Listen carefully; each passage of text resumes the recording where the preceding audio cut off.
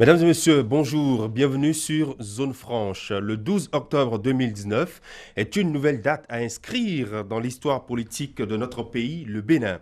Elle ouvre une nouvelle ère politique puisque, dans une même salle, les délégués de 8 partis ayant une existence légale sur les 9 ont réussi à se parler et à s'accorder sur un certain nombre de principes pour mieux asseoir la réforme du système politique en cours au Bénin. Ces assises ont été convoquées par le chef de l'État Patrice Talon dans l'optique de ramener la paix. Le dialogue politique s'est donc achevé. Quels sont les grands sujets objets de discussion et les grandes résolutions issues des 3 jours de discussion conduites par le professeur Dorothée Sosa? Il y a donc eu des avancées et nous allons en parler. Janvier Yaouéléou est membre fondateur du parti Bloc républicain, porte-parole de ce parti qui a activement participé aux travaux. Il est l'invité de votre émission Zone Franche. Janvier Yaouéléou, bonjour. Bonjour, monsieur le journaliste, bonjour aux auditeurs. Bienvenue Et sur surtout téléspectateurs. Voilà, justement, puisque l'émission est suivie également par les auditeurs des radios partenaires à Canal 3 Bénin. Avec vous, nous allons revivre donc les 3 jours d'assises politiques. On rapporte d'ailleurs que tout s'est normalement bien déroulé dans une ambiance patriotique.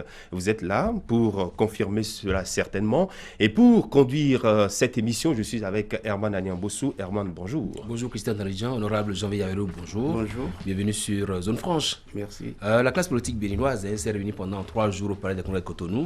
À l'issue des travaux, est-ce que vous sortez satisfait de ce rendez-vous politique-là? Oui, tout à fait. Nous sommes sortis satisfaits. Le parti Bloc républicain, dont je suis le porte-parole, est sorti satisfait. Et je pense qu'il en est de même pour l'ensemble de la classe politique. Parce que, je dirais pour 2 raisons. La première, c'est que le chef de l'État a tenu parole. Parce qu'il avait annoncé ce dialogue politique, je crois, par 2 fois, en mai et en juillet. Et on ne s'y attendait pas. Et aujourd'hui, c'est chose faite. Ensuite, nous avons noté la présence des partis politiques de l'opposition. C'est source de satisfaction que ce dialogue ait lieu avec la présence effective des partis de l'opposition. Vous avez craint leur absence? Vous savez, on a annoncé qu'il y avait une autre réunion du parti de l'opposition ailleurs, le même jour. Donc on se demandait, enfin moi personnellement, je parle en mon nom, je me demandais si véritablement l'FCBE se ferait représenter. C'est le cas, et avec le président du parti et des personnalités de haut niveau, haut classé de ce parti. Donc franchement, c'était une source. Et de façon quand même subsidiaire, c'est le fait que on ait fait assurer quand même le présidium par des personnalités juridiques de haut rang qui affichent quand même une certaine neutralité politique. Je voudrais nommer par exemple l'avocat et le grand frère Sosa Dorothée. Et puis comme rapporteur général, celui que vous connaissez tous, Victor Topano. Je pense que ces personnalités, disons, neutres politiquement, en tout cas depuis quelques années, devraient quand même nous permettre à nous autres hommes politiques d'être sûrs que les débats devraient se faire dans de bonnes conditions. Et ça a été le cas. Alors, les débats se sont faits dans de très bonnes conditions. Nous irons au cas par cas pour faire comprendre aux téléspectateurs tout ce qui s'est déroulé donc ces 3 jours du côté du Palais des Congrès de Cotonou. Oui, la première journée a été l'ouverture. Le chef de l'État a prononcé son discours. Juste après, comment ça s'est passé? Qu'est-ce qui a été fait? Parce que beaucoup reprochaient le fait qu'il n'y avait pas d'ordre du jour, qu'il n'y avait pas des sujets bien définis sur lesquels les participants devaient échanger. Non. Il n'y avait pas un ordre du jour formel, préétabli, avec un comité préparatoire et tout ce que vous voulez. Mais je pense que le chef de l'État, le président Patrice Talon, a voulu laisser la démocratie se jouer, la liberté se jouer. Il a prononcé un discours.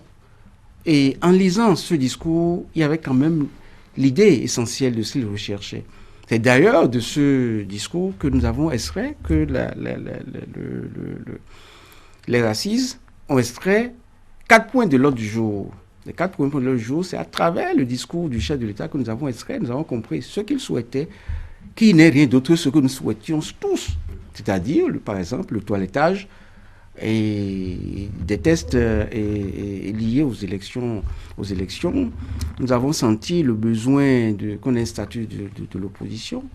Nous avons senti qu'il parlait un peu quand même de l'équité dans la représentation à l'Assemblée nationale. Donc, c'est-à-dire toutes ces préoccupations, on les a tirées de son discours introductif. Et le fait de préparer un ordre du jour, disons d'avance, de l'imposer, également n'est pas forcément une bonne chose. Laisser les délégués présents aux assises décider de ce qu'ils ont à faire, c'est quand même, on se sent beaucoup plus responsable et responsabilisé. Donc c'est pour ça que je pense que c'est plutôt une approche pédagogique qui est meilleure pour certaines libertés de décision. Après, en dehors de ces 4 points-là, nous avons également, surtout les partis de l'opposition, ont estimé qu'il fallait rajouter un autre point qui concerne les mesures d'apaisement pour une meilleure cohésion sociale. Donc c'est ça qui justifie les 5 points que nous avons étudiés pendant les 3 jours. Est-ce que le fait pour le chef de l'État, après son discours d'ouverture, de se soustraire, est-ce que ça a permis par exemple que les langues se délient correctement et que les gens puissent se parler en se regardant droit dans les yeux? Oui, bien sûr. Le chef de l'État n'avait pas sa présence sur les lieux. Et il fallait nous laisser, acteurs politiques actifs, il fallait nous laisser libres pour pouvoir parler. Et ça a énormément aidé, puisque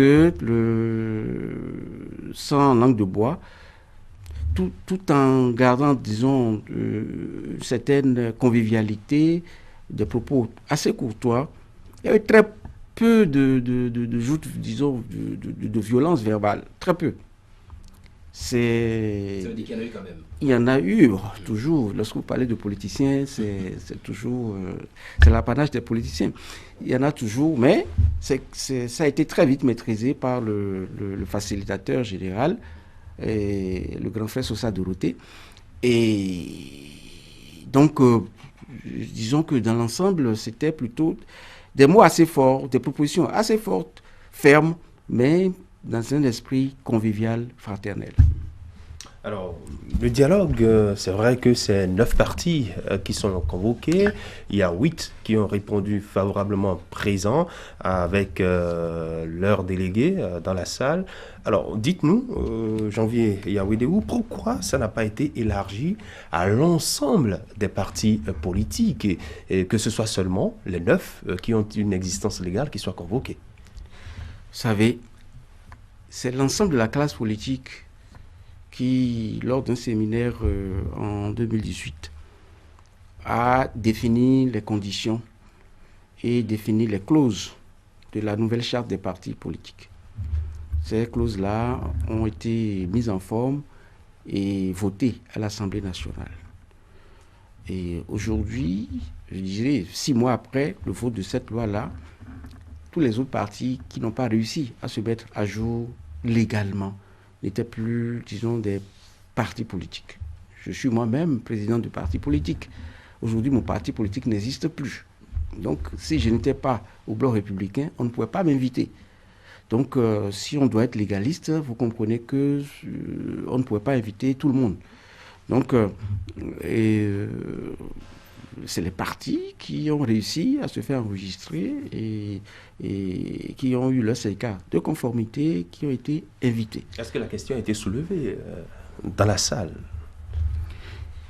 La question de la représentativité des partis. Vous savez, aujourd'hui, si on veut parler de représentativité des partis, c'est les partis qui ont été enregistrés. Il faut qu'on soit dans l'esprit de la loi. Il faut pas... Vous ne pouvez pas fabriquer votre propre fétiche et d'un coup de pied le détruire. Ça ne se fait pas. Donc aujourd'hui, c'est nous-mêmes Béninois qui avons fabriqué notre fétiche, bon ou mauvais. Donc nous devons le respecter. Donc on ne pourra donc pas parler de problèmes majeurs par rapport à ça. Donc, dans tous les cas, je pense que tous les partis politiques, disons, d'envergure, il faut pas hésiter, il ne faut pas lésiner sur les mots. FCBE, c'est quand même... il y a si peu, c'était quand même le parti qui avait quand même 33 députés au Parlement. On ne peut pas dire que c'est un parti négligeable. Le PRD en avait une dizaine ou une douzaine. Tous les autres partis, nous autres qui avions 1, 2 députés à l'Assemblée nationale, on s'est retrouvés. Donc, il ne faut pas se mentir. Tous les grands partis politiques existants au Bénin aujourd'hui sont parmi, forcément, les 8 ou 9 représentés aujourd'hui à ce dialogue. Donc, les choses, à mon avis, sont très claires. Les autres qui n'y sont pas, ne sont pas des partis, disons, majeurs. On voit bien que vous tirez une satisfaction de ce qui s'est passé pendant les 3 jours. Est-ce que le choix du professeur Dorothée Sosa, pour faciliter un peu les choses comme modérateur, est-ce que ça a eu un poids dans la conduite des débats? Ah oui, bien entendu que oui.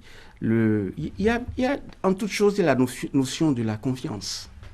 Lorsque vous vous sentez en confiance, si on mettait un Yaoundé janvier à ce poste-là, l'opposition ne serait pas d'accord. L'opposition ne serait pas à l'aise. Mais quand même, le professeur Dorothée Sosa a déjà conduit plusieurs responsabilités, a eu plusieurs responsabilités de ce genre, de facilitateur sur le plan international. On connaît son parcours, brillant avocat, donc juriste de haut rang, et qui s'est mêlé à rien du tout ces dernières années. Quand même, il faisait l'affaire. Moi, je pense, quand je l'ai vu, j'ai entendu son nom, annoncé pas.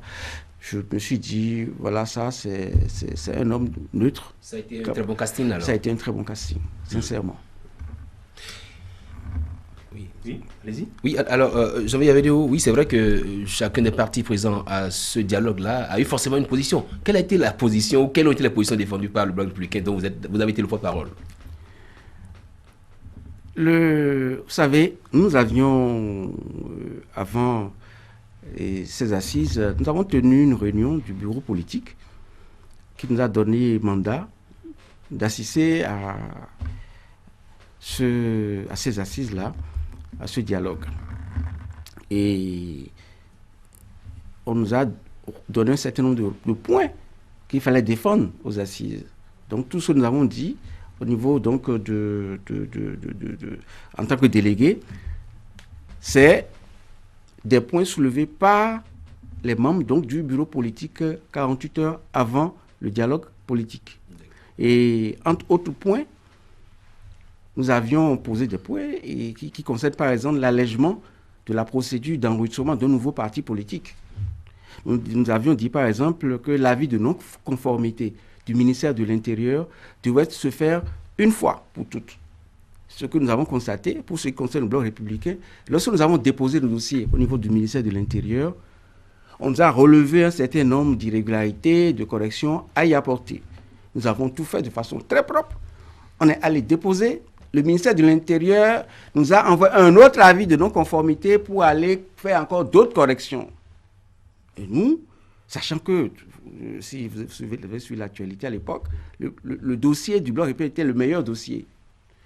Et pourtant, on a subi autant de tracasseries. Donc nous avons dit, non, à l'avenir, il faudrait que le ministère de l'Intérieur s'arrange pour donner son avis de non-conformité une fois pour toutes. À partir du moment où le parti politique s'est mis en règle par rapport à ce qu'on lui reproche, il n'y a plus d'avis de non-conformité à lui envoyer. C'est également, pour ce que nous avions dit, c'est également le Bloc républicain qui a proposé, par exemple, le problème d'équité de la représentation à l'Assemblée nationale. L'équité, c'est-à-dire? L'équité à l'Assemblée nationale signifie, par exemple, vous savez, le Bloc républicain, c'est le parti qui a le plus de femmes, c'est le parti qui a le plus de jeunes. Oui. Et nous avons, je crois, 5 femmes représentées à l'Assemblée nationale. Et nous avons continué dans la démarche en disant... Quoi faire pour qu'il y ait un peu plus de femmes, députés ou membres d'institutions dans l'appareil politique. Donc nous avons posé ce problème d'équité et assorti d'un autre problème. Lorsque vous prenez par exemple Abomey Calavi qui fait pratiquement 2 fois Cotonou, il y a plus de députés élus à Cotonou qu'à Abomey Calavi. Donc nous avons posé ce problème-là pour dire qu'il faudrait qu'on revoit donc de ce problème en fonction donc des derniers recensements et démographiques, qu'on revoit le positionnement. Nous avons également posé le problème, par exemple, de la transhumance politique.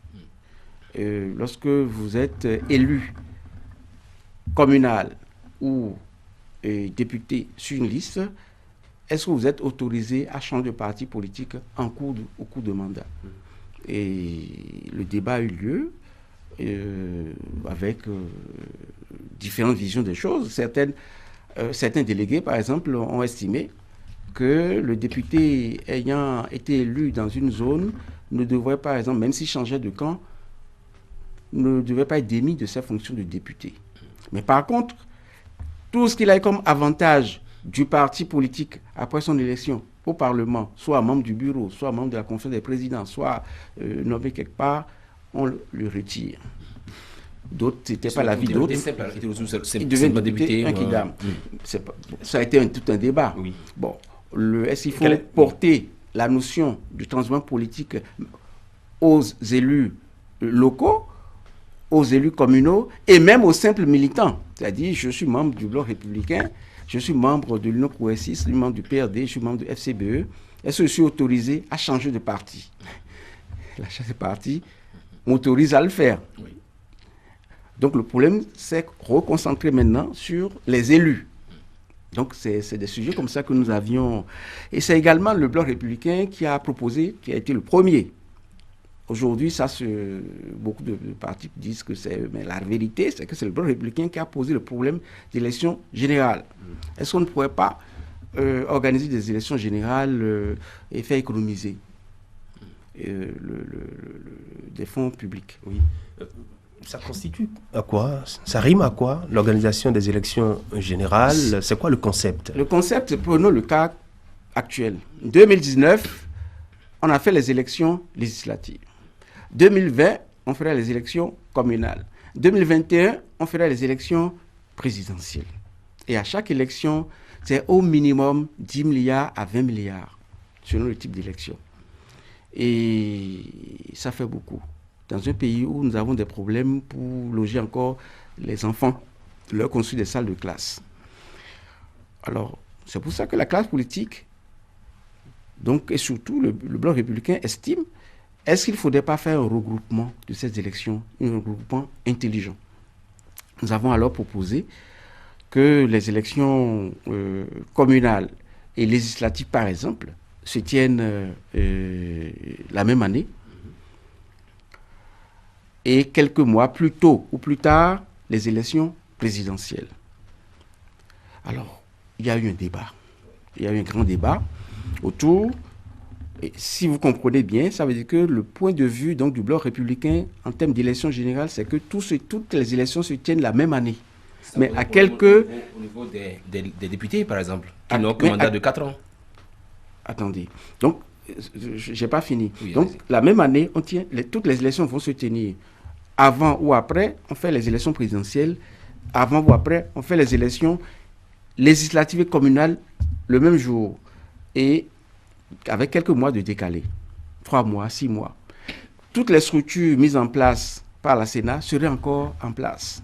Que ce soit les bureaux de vote, que ce soit les hommes, que ce soit toute la structure, que ce soit la liste électorale, tout serait encore valable. Et un parti politique, je pense le PRD, avait proposé par exemple à ce que les élections locales soient gérées autrement, sous la supervision de la Sénat, soit gérées par exemple par une structure décentralisée, parce que c'est assez lourd comme élection. Donc voilà, on a fait assez de propositions, on est allé à ces assises-là avec assez de propositions faites par les membres du groupe politique du Bloc républicain. Et ça a été débattu. Il y a eu beaucoup quand même de partis qui ont adhéré à l'idée avec plus ou moins de modifications. Voilà. Alors, il y a beaucoup de points abordés au cours de ces 3 jours d'assises. D'abord, le toilettage des lois liées aux élections. C'est surtout ça, le point d'achoppement, le point sur lequel beaucoup de partis politiques se sont prononcés. Alors, dites-nous, qu'est-ce qui a été dit, qu'est-ce qui a été fait par rapport à ce point-là, ce point précis? j'avais déjà, je vous avais parlé tout à l'heure rapidement d'une préoccupation qui concernait l'allègement de la procédure d'enregistrement. En dehors de cet allègement de procédure d'enregistrement qui est lié au ministère de l'Intérieur, il a été question, par exemple, de la caution. La caution à payer, que certains millions de francs CFA, 200 et quelques millions, ça, alors là, le débat a été houleux. Parce que certains partis politiques estiment que dans la sous-région, que c'est à peine 10% de ça, etc., etc. Bref. Ensuite, certains ont posé le problème de quitus fiscal. Curieusement, tous les partis politiques ont reconnu que le quitus fiscal était quand même indispensable.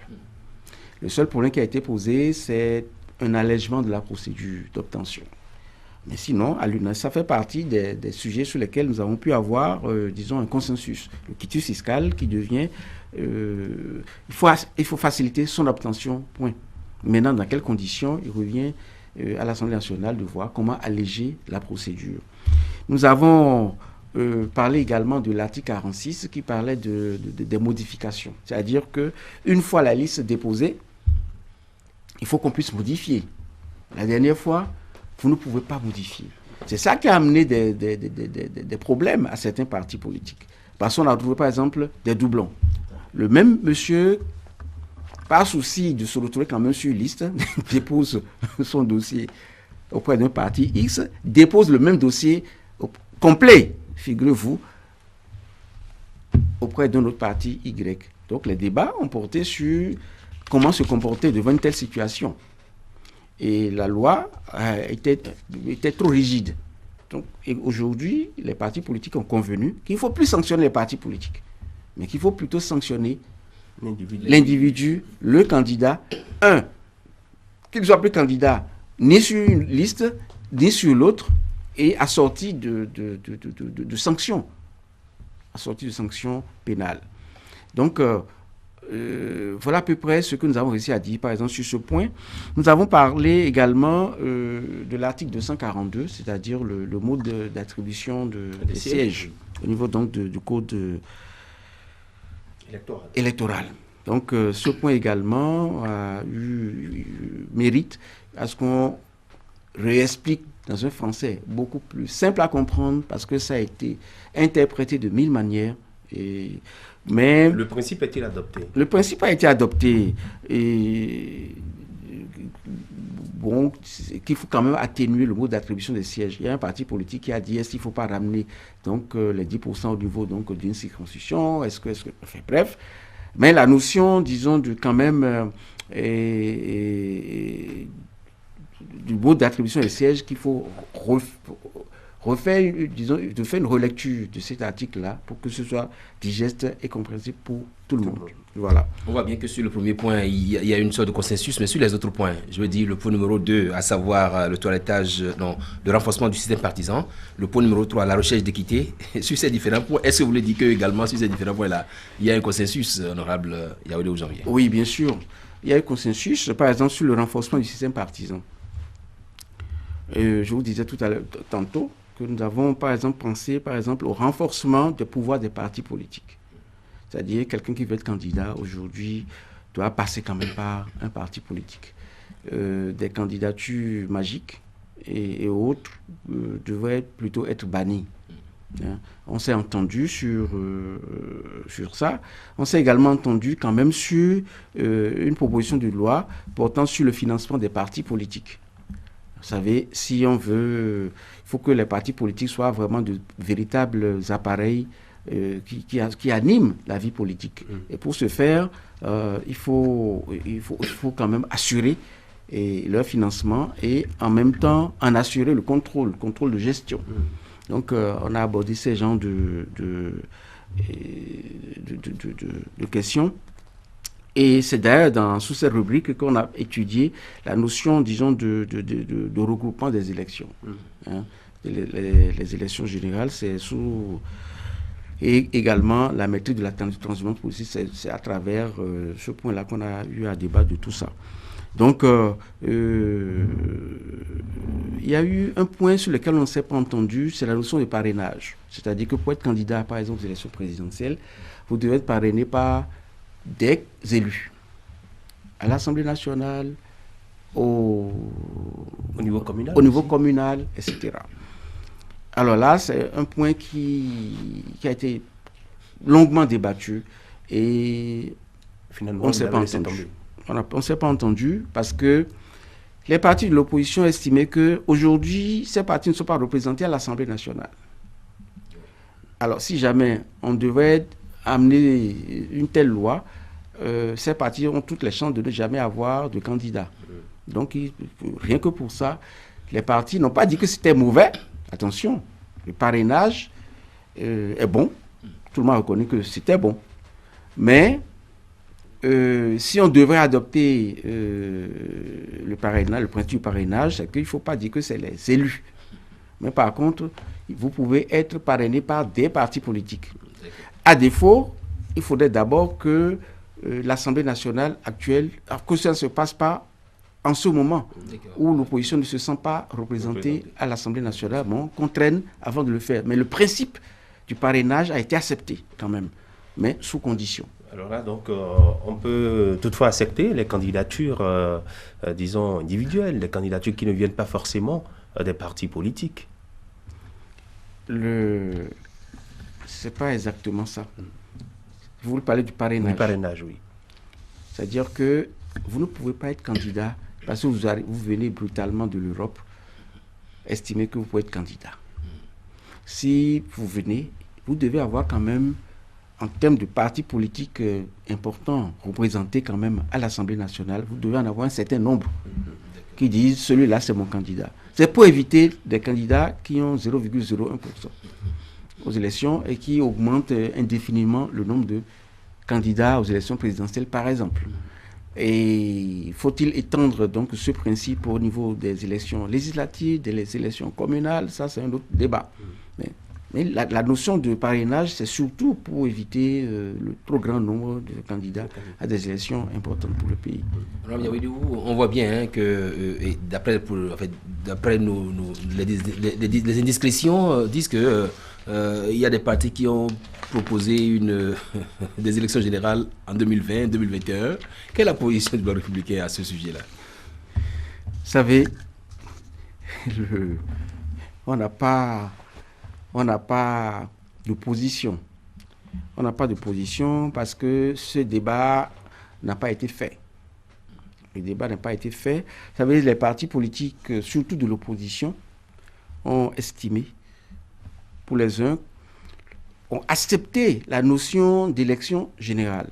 Alors, si on doit faire les élections générales communales et législatives regroupées, cette tendance proposait à ce que ça se fasse en 2020.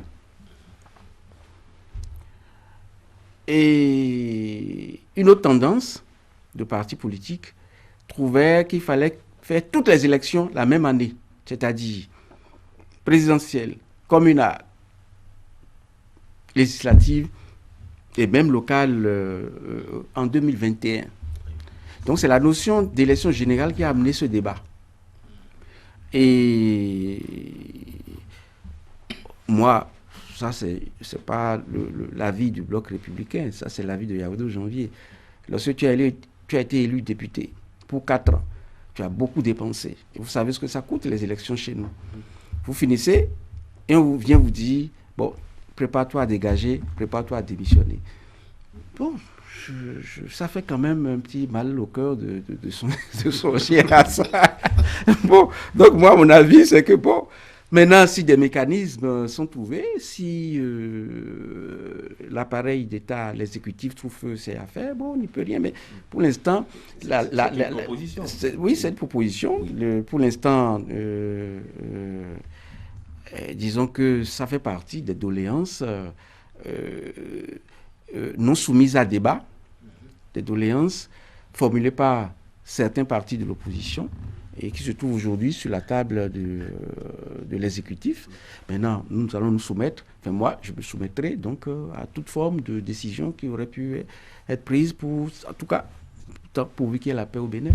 Si tout ce qui est bon, je pense que l'idée même, l'esprit même de l'appel du président Talon, c'est d'abord pour que le pays soit apaisé. Donc, quelle que soit la décision qui serait prise, bon, on va suivre.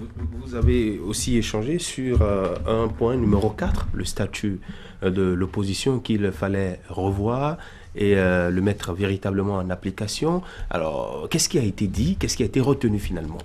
Non, ça fait partie de l'un des points de consensus.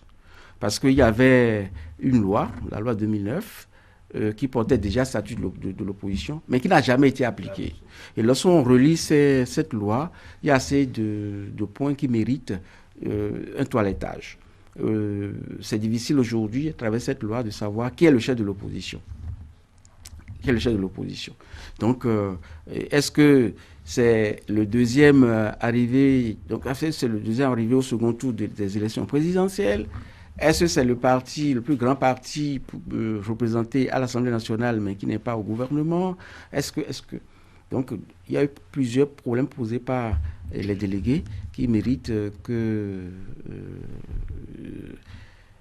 on fasse une relecture de cette loi portant le statut de l'opposition au Bénin. Mais, quelle que soit la tendance politique de la mouvance ou de l'opposition, tous les délégués ont estimé qu'il urgeait quand même de faire une relecture de cette loi.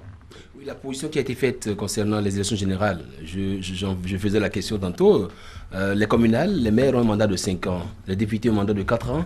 Est-ce qu'en demandant qu'on fasse l'élection générale, donc qu'on cumule les deux, élections législatives et communales la même année, et qu'on puisse répéter 5 ans après ou combien d'années après, est-ce qu'on ne risque pas là, est-ce qu'on n'appelle pas là à modifier subrepticement la Constitution pour que les députés aient un mandat de 5 ans aussi?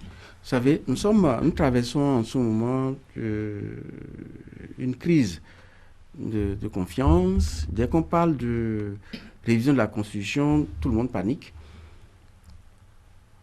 Et tant que une révision de la Constitution suit des articles qui ne fâchent pas, mais qui plutôt pourraient contribuer à amener à la cohésion, à la paix sociale, pour moi, ça ne gêne pas. Parce que si on ne touche pas aujourd'hui ou demain à la Constitution, on ne pourrait pas faire les élections générales. Jamais. On ne pourrait même pas toucher au nombre de sièges. Parce que le nombre des 83 sièges des députés, c'est consigné dans la Constitution. Alors, il y a tellement de petits problèmes que, personnellement, je pense que tant qu'on ne touche pas des points essentiels de la Constitution. Par exemple, sur le mandat présidentiel, les points qui fâchent. Si on peut ne pas toucher les points qui fâchent et que c'est juste des points à réaménager, pourquoi pas réaménager, par exemple, la Cour des comptes? Ça ne fâche, c'est pas un point qui fâche. Donc, des points qui pourraient amener la paix dans le pays, on va appeler ça révision de la Constitution peut-être. Et dès qu'on va dire révision de la Constitution, il y aura panique générale. Mais si on dit quelques amendements à apporter à la Constitution pour ramener la paix, pourquoi ça gênerait?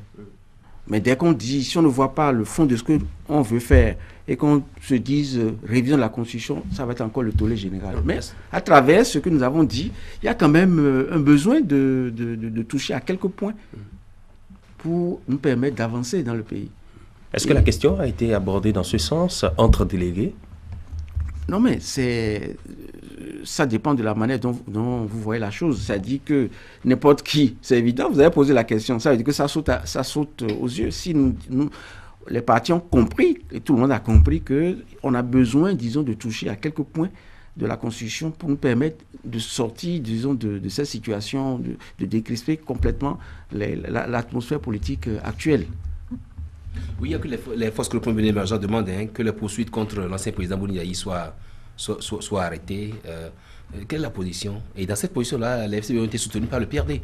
Quelle est la position du Bloc républicain sur la question? Le Bloc républicain ne s'est pas prononcé parce qu'il n'y a pas eu débat. Et le bureau politique du Bloc républicain, au moment où il tenait ses assises préparant le congrès, n'avait pas eu cette idée. Donc on ne s'est pas préparé à ça et il n'y a pas eu débat. Donc je ne pourrais répondre à votre question. Toutefois, je pense que c'est quand même des signes que l'exécutif pourrait montrer pour apaiser, dans le cas donc de l'apaisement, donc pour apaiser. Donc pourquoi pas? Ça, c'est Yaoundé janvier, c'est mon avis personnel. Si on parle un peu de la meilleure déroulement de ces 112 heures d'échange, qui décide du fait qu'un sujet soulevé soit sans ou avec débat? Est-ce que c'est le facilitateur ou c'est l'assise qui dit non, il n'y a pas de débat autour de cette question? Non, ce n'est pas le facilitateur, c'est la plénière. C'est-à-dire que lorsqu'un sujet... Nous avions tous, je vais vous dire quelque chose, au cours de ces 3 jours. L'ambiance qui a prévalu dans cette salle, on dirait, je ne retrouvais même pas les Béninois d'aujourd'hui. J'avais le sentiment de revoir les Béninois de 1990, où tout ce qui guidait les uns et les autres, c'était la paix, c'était le dialogue. Tout ce qui pouvait fâcher, on faisait l'effort de ne pas trop bousculer. Honnêtement, l'esprit de Monseigneur de Souza a plané ces derniers jours dans cette salle bleue du Palais des Congrès. Nous avions tous envie de bien faire au nom de l'unité nationale. Et quand on voit qu'un sujet doit fâcher, on dit, on inscrit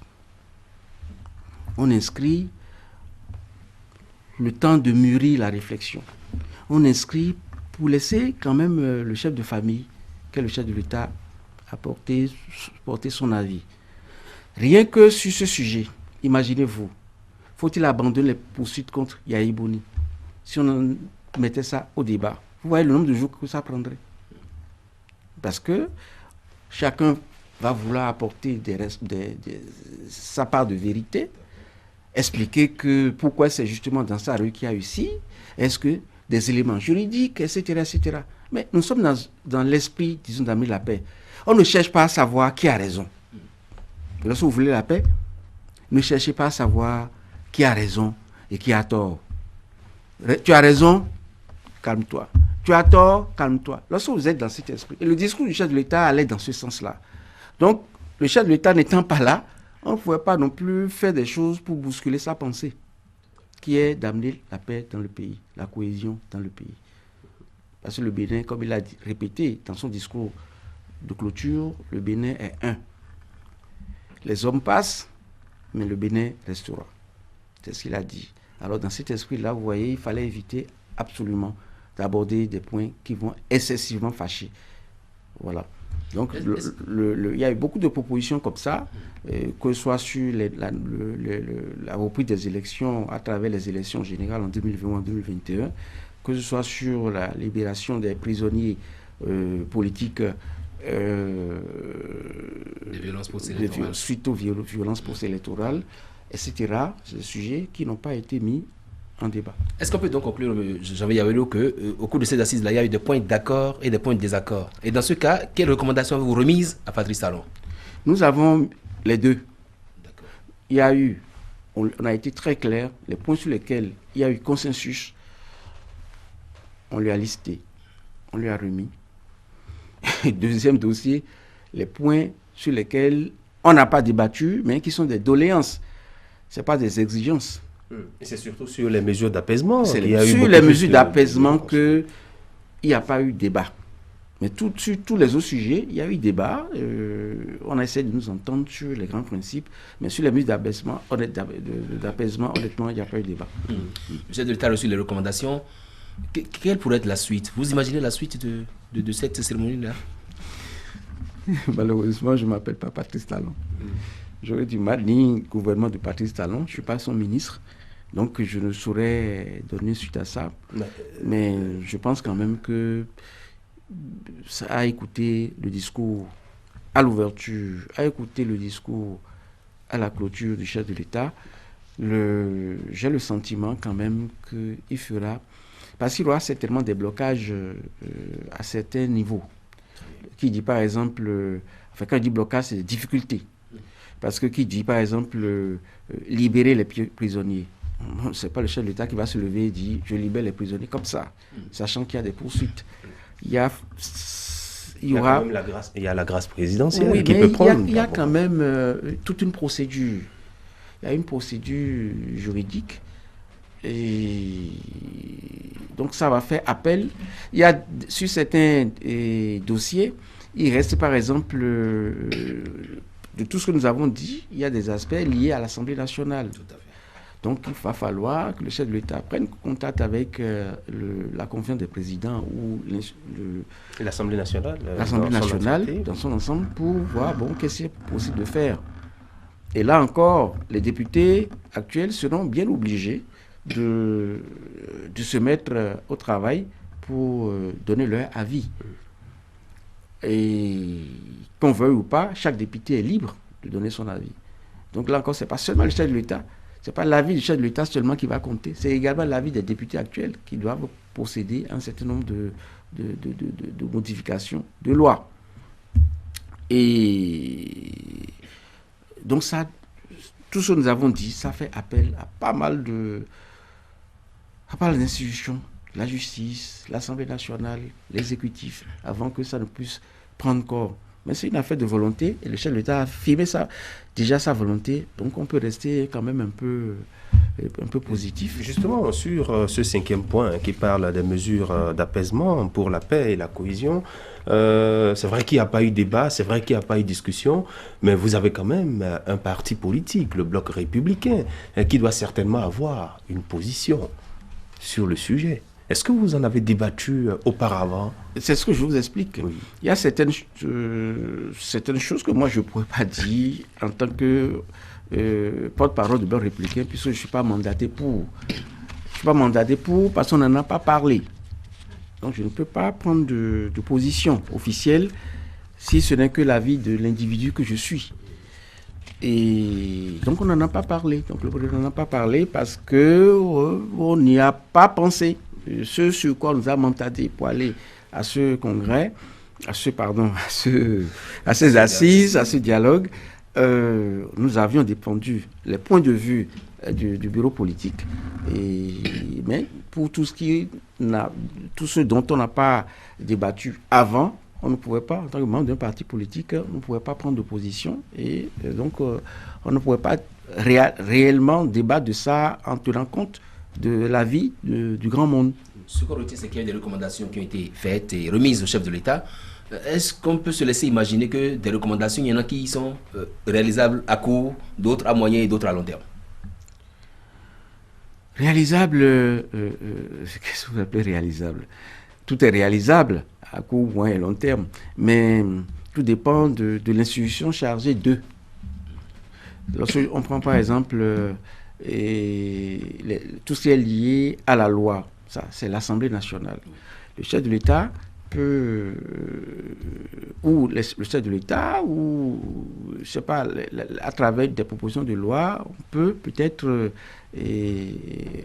faire des relectures de ces textes d'une manière ou d'une autre. Donc, on pourra estimer que à moyen terme, ça peut se faire. Encore que, pour certains aspects, et les partis politiques de l'opposition estimaient qu'on ne peut même pas toucher tant que c'est les députés de cette 8e législature qui sont là.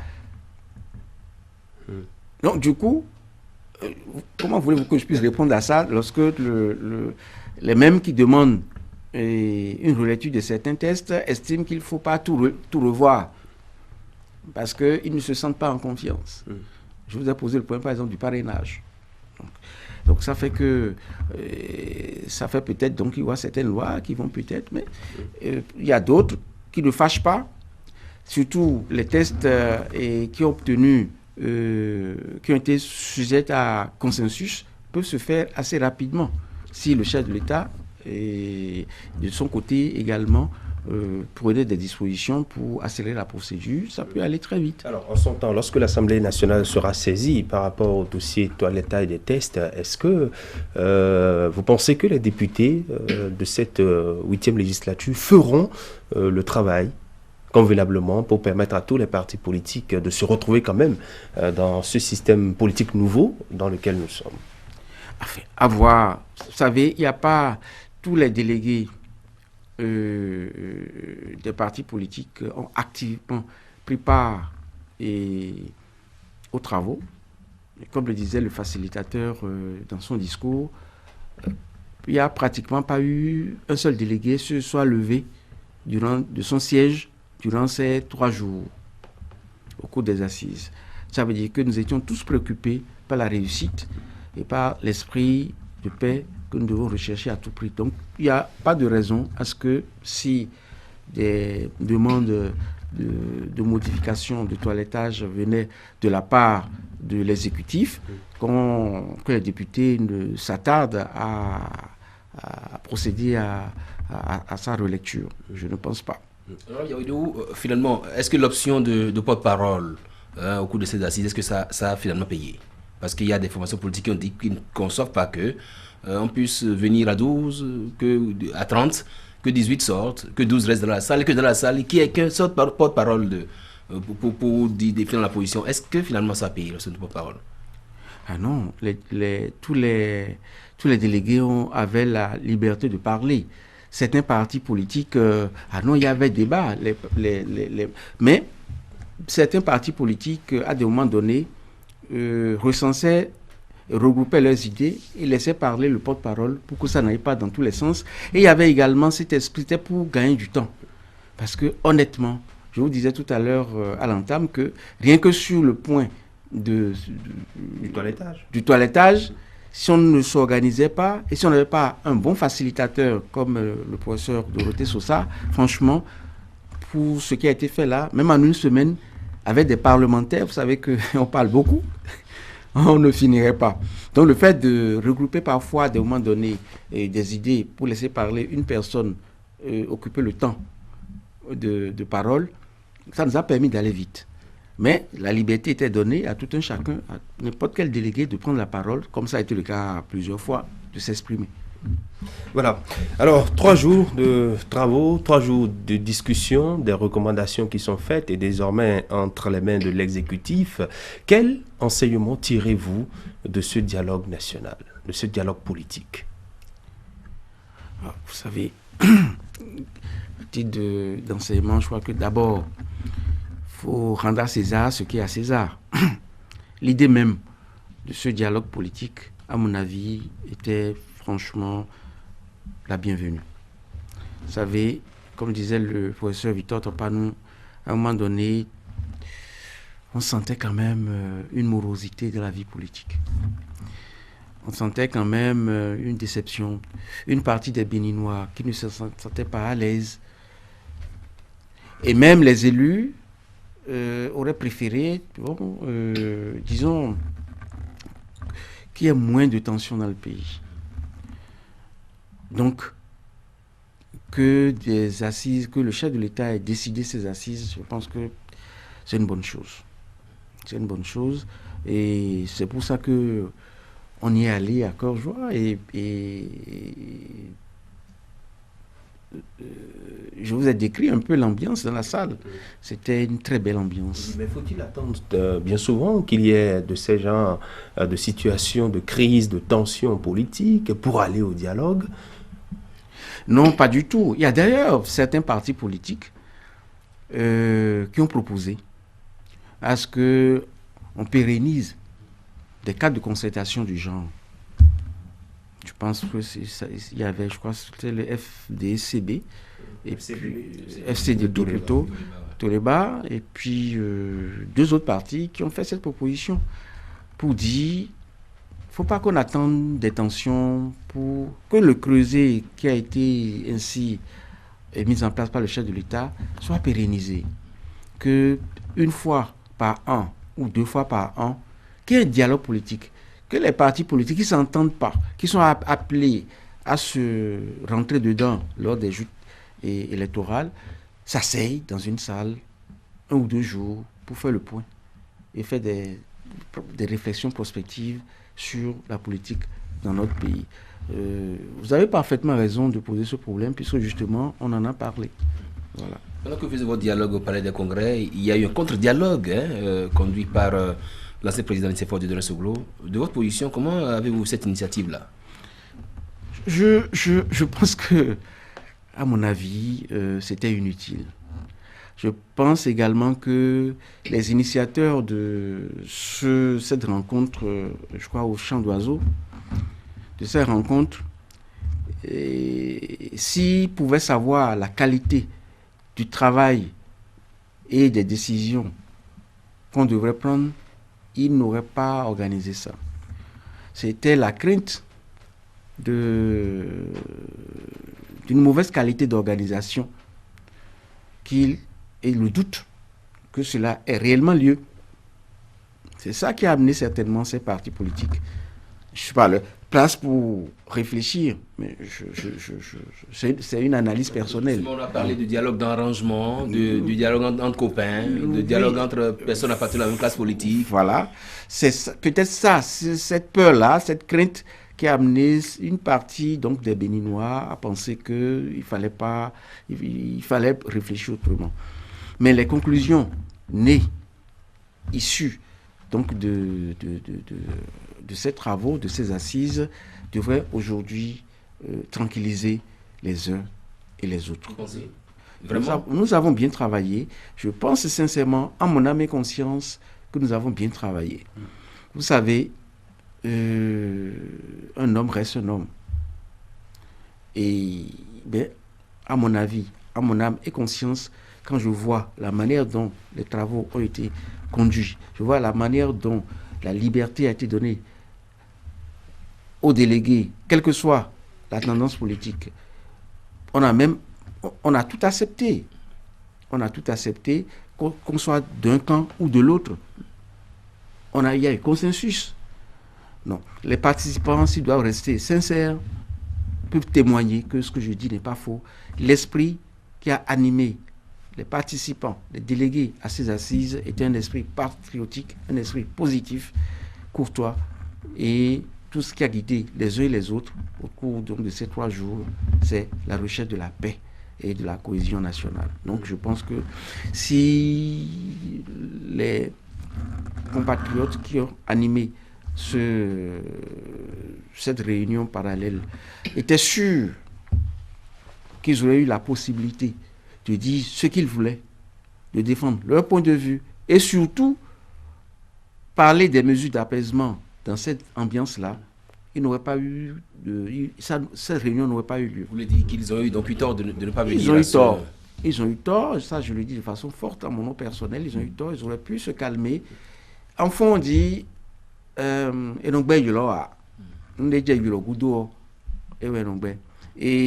en français, il faut trouver, en français, on dit en politique, il faut éviter la politique de la chaise vide. Parce que là, des décisions peuvent être prises contre vos intérêts.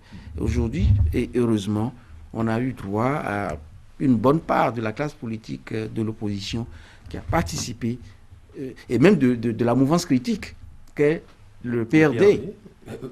Et qui a participé, et aujourd'hui je pense que tous ces partis qui étaient là, tous ces grands partis politiques qui étaient là peuvent témoigner que on a travaillé dans de bonnes conditions, dans une liberté totale d'expression. Qu'est-ce qui nous permet d'être sûr que nous avons vraiment eu affaire à des formations de la mouvance et de l'opposition? Parce qu'on dit dialogue entre copains. Est-ce que vous avez senti au cours de ce dialogue-là que... FCBE, lorsqu'on prend FCBE, on voit une partie des FCBE qui était représentée de l'autre côté. Il y avait le président du parti FCBE. Le secrétaire exécutif national. Oui, c'est l'équivalent. Qui était là, qui était avec nous.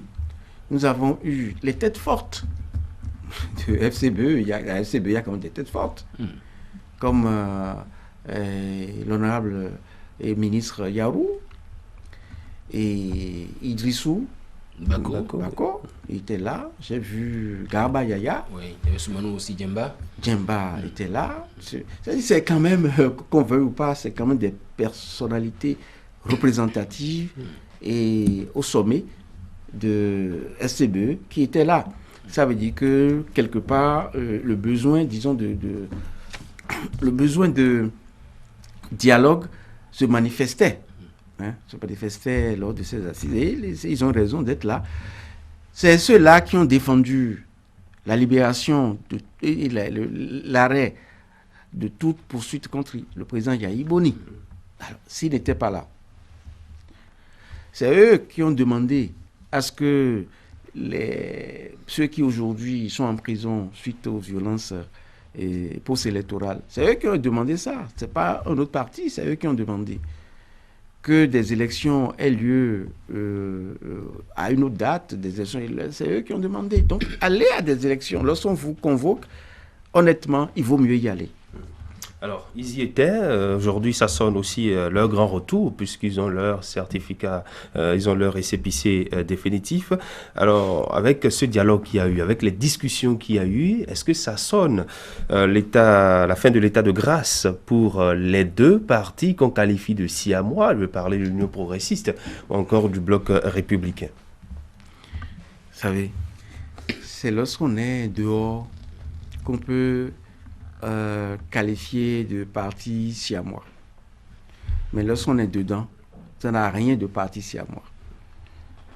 Si vous pouviez savoir à quel point ces partis se combattent, vous combattez où? Sur quel terrain? À l'Assemblée nationale, on ne vous sent pas comme ça. Vous savez,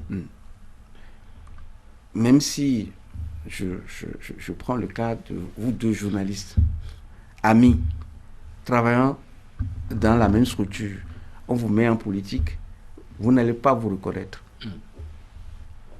Le parti Bloc républicain est un parti complètement libre. Totalement. Et je peux vous garantir que c'est facile de dire des frères siamois. Nous ne sommes pas frères, nous sommes frères en rien du tout. Non, en rien du tout. Vous appartenez à un même père. Non, on n'appartient pas à un même père. C'est-à-dire qu'à un moment donné, c'est deux partis politiques différents qui ont eu la chance et l'intelligence d'avoir réussi à se dire, à prévoir et à déposer des dossiers à temps pour avoir leur certificat de conformité. Tu pouvez savoir le nombre d'heures que, à l'époque, M. Abimbola et autres ont consacré pour qu'on puisse avoir des dossiers à jour.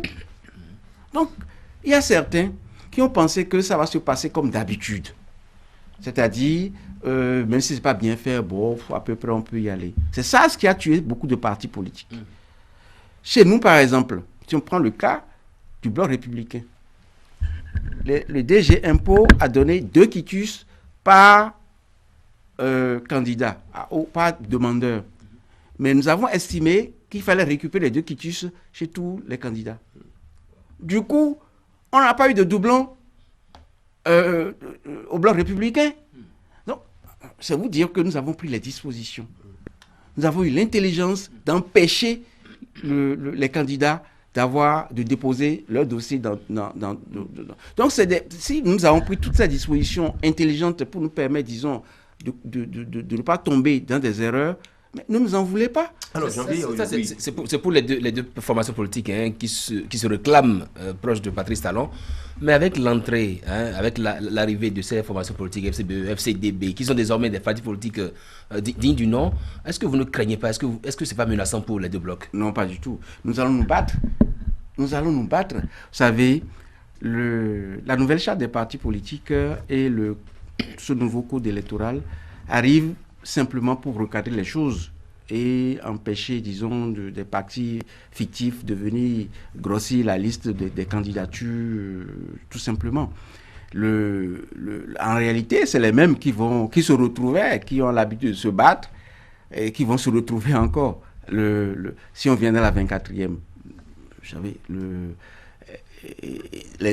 si vous prenez le cas de Bloc républicain, c'est Yahweh-Déou que vous retrouvez, plus et un autre de Zapota, à Gongbodo.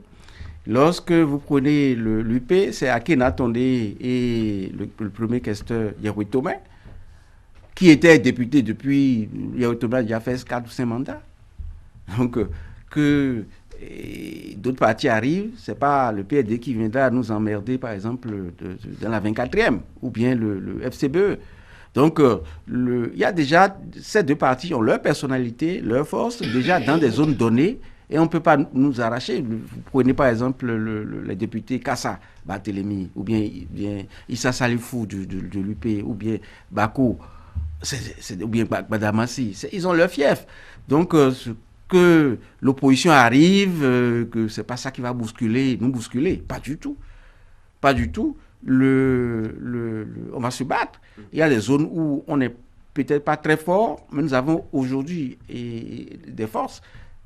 Dans ces zones-là, on va continuer par se battre. Même dans l'Ouémé, où on parle de fièvre traditionnelle du PRD, nous avons nos forces dans l'Ouémé. Donc, que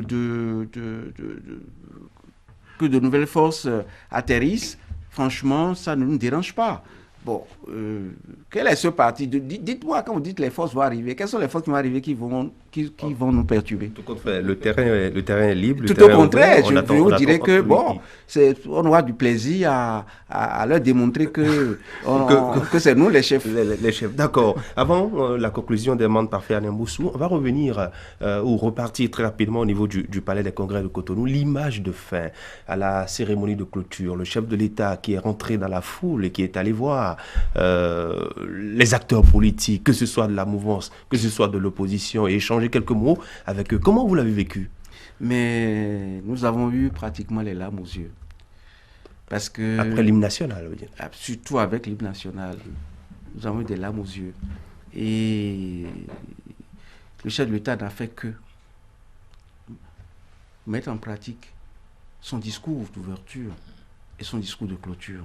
La paix, la cohésion sociale, nous sommes un. Les hommes passent, mais le Bénin restera. C'est ce qu'il, sans le vouloir peut-être, a fait de façon spontanée et qui a fait plaisir à tous ceux qui ont suivi la télévision. Franchement, je suis heureux, très heureux de cette décision du chef de l'État, et qu'on l'aime ou qu'on ne l'aime pas, on se doit de lui dire merci. Dimanche 13 octobre 2019, le dialogue politique voulu par le chef de l'État Patrice Talon a vécu, et désormais entre ces les recommandations, les points d'accord et de désaccord, c'est le point que nous a présenté sur Zone Franche ce dimanche l'honorable Janvier Yavidou, porte-parole du Bloc républicain. Les acteurs politiques tant de l'opposition que de la mouvance, en tout cas ceux des formations politiques ayant une existence légale, ont finalement pu se parler. Pour la suite, on attend de voir. L'anglais dit « wait and see ». Merci à vous, l'honorable Janvier Yavidou. Merci. Merci à vous, Christian Nerijan. Merci. Quant à vous, bon dimanche. Bon dimanche.